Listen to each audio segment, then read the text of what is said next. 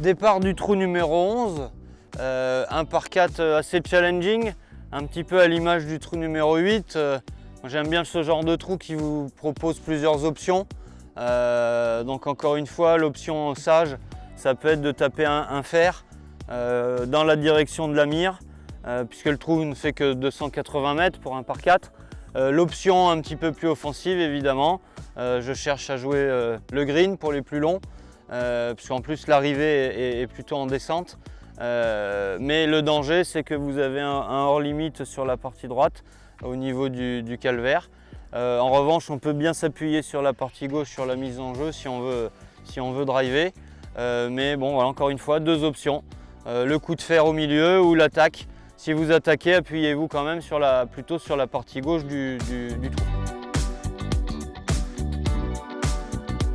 Si vous avez joué sagement, vous allez vous retrouver sur cette partie du fairway à peu près 70-80 mètres du green. Et le petit bonus, c'est que c'est un petit peu le trou signature du golf d'Angoulême, de l'Hirondelle, puisque vous avez, comme vous pouvez le constater derrière moi, une vue magnifique sur les remparts et sur le centre-ville d'Angoulême. Pour en revenir au golf de cet endroit-là, il vous reste, comme je disais, un coup d'à peu près 70 mètres. Alors méfiance, ça ne se voit pas du fairway, mais il y a un gros dévers devant le green, donc il faut l'anticiper. Soit vous pitchez directement sur le green pour que la balle s'arrête, soit il faut carrément jouer une vingtaine de mètres plus court pour laisser la balle arriver en roulant. Dernière chose sur ce trou, évitez autant que possible de vous retrouver derrière le green.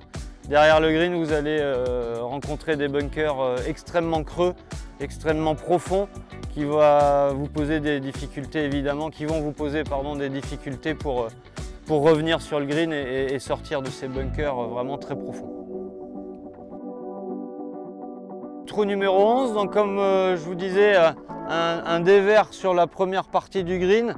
Donc soit je tombe sur le green pour qu'elle s'arrête, soit je tombe carrément devant le dévers. Si vous tombez entre les deux, la balle va avoir un fort rebond et va se retrouver derrière le green, parce que nous avons des greens qui sont de très bonne qualité et du coup assez roulants. Donc si la balle roule trop, vous allez vous retrouver derrière le green sur ces fameux bunkers très profonds. Également un bunker sur la partie gauche et sur la partie droite pour pénaliser les coups qui seront imprécis. Je vous rappelle que le trou est très court, donc en théorie vous allez l'attaquer avec un petit club, d'où la difficulté ensuite de poser la balle sur le green.